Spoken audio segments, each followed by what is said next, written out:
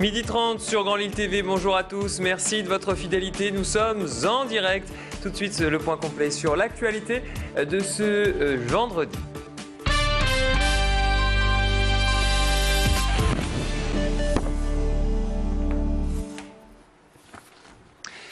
Ils sont rouges et noirs et ils sont en passe de prendre le pouvoir. On va donc pouvoir les voir dans toutes les rues de l'agglomération. Les Vélil sont là. Pour réussir cet événement, les agents de transport sont sur le pied de guerre depuis 5 heures ce matin. Toute la matinée, ils ont alimenté et activé les 84 stations libre-service. C'est basé à Mons-la-Madeleine et à Lille, bien évidemment. Si vous faites partie des petits malins qui ont anticipé, qui ont déjà leur carte d'abonnement, vous pouvez enfourcher l'un des 800 vélos. Le point sur ce fonctionnement au micro de notre reporter Macha Grunessen ce matin. Les stations sont implantées à peu près tous les 300 mètres. Le système se régule naturellement par le simple biais des déplacements de courte distance des utilisateurs Vélil.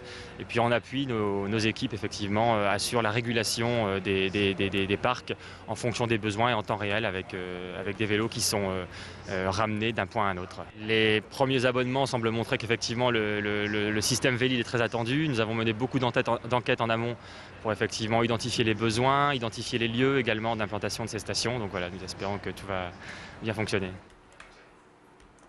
Et côté tarif, 3 formules, abonnement 24 heures à 1,40 €, une semaine à 7 € et un an à 36 €. À noter qu'il n'y a pas les Vélil en libre service. Vous pouvez aussi vous procurer un vélo en location longue durée pour 36 € par an et un dépôt de garantie de 200 €. Et puis Martine Aubry va lancer officiellement ses Vélil dans l'après-midi. La présidente de la communauté urbaine va ouvrir un week-end de festivités du vélo. Demain, sur la Grand Place, un village sera installé avec de nombreuses manifestations.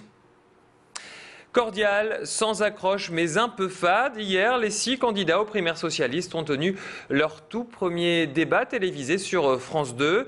Ségolène Royal, Martine Aubry, François Hollande, Manuel Valls, Arnaud Montebourg et Jean-Michel Bailey ont pris tour à tour la parole sur différents thèmes comme le déficit intérieur, l'Europe ou encore l'affaire DSK.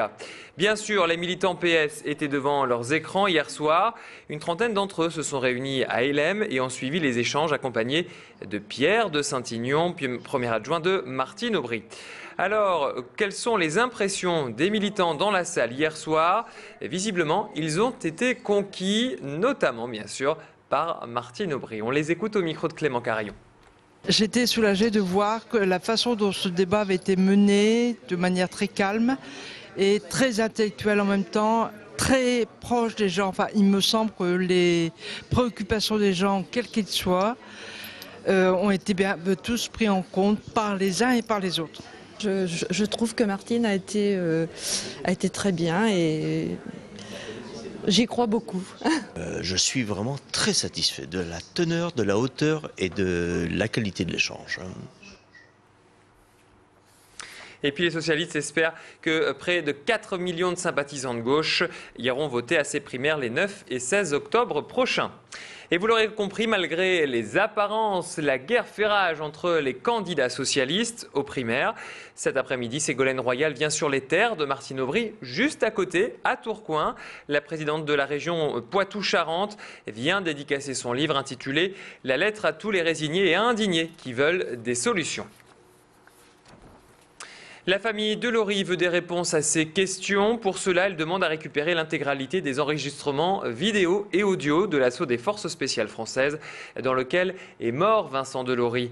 Ce jeune lincellois est décédé avec son meilleur ami Antoine Deléaucourt après avoir été enlevé par des membres d'Al-Qaïda au Maghreb islamique au Niger le 8 janvier dernier. Leur avocat, maître Franck Berton, va déposer une requête auprès de la justice ce lundi.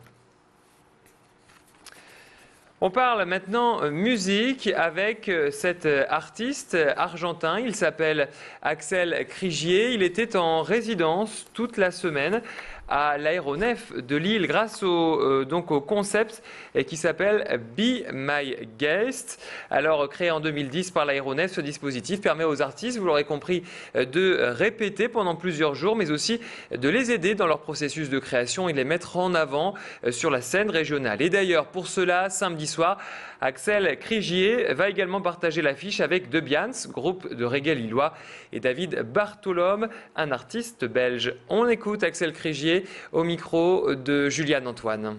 C'est une façon de faire très contemporaine, si tu veux, où on part des idées propres pour se superposer et générer des atmosphères peut-être inattendues. Je fais connaissance avec des gens que je ne connaissais pas vraiment. Et j'ai eu le temps pour voir quelques YouTube avant de venir. Voilà, et aussi dimanche, Axel Crigier donne un goûter-concert à 16h à l'aéronef de Lille. Vous aimez la lecture, mais vous trouvez que certains livres sont trop chers. Le book crossing est fait pour vous. Le principe est simple. Vous avez lu un ouvrage et vous l'avez trouvé très intéressant. Plutôt que de le laisser périr sur votre étagère, vous le relâchez dans un lieu public très précis pour qu'il soit récupéré. Ensuite, vous pouvez vous aussi prendre un autre livre pour ensuite le relâcher à nouveau. Si vous êtes intéressé par ce concept, vous pouvez vous rendre à Lille au Café Citoyen qui propose tout un tas de titres. Le point au micro de Clément Carillon, notre reporter. On a fait jusqu'à très récemment, on a mis du book crossing, on a fait du CD crossing et on a fait la zone de gratuité, donc qui était une zone de dépôt où les gens venaient déposer des habits en bon état et qui étaient comme ça repris ou échangés. Là, on a pu les forces vives pour le faire, mais c'est un truc qu'on fait ponctuellement. On l'a fait pour la baranerie et on pourra le proposer à d'autres moments. Voilà, c'est la fin de ce flash. Merci de l'avoir suivi. Pour la suite du programme, on se retrouve pour la météo dans une poignée de secondes et l'infotrafic. Restez branchés sur Grand Lille TV. Très bel après-midi en notre compagnie.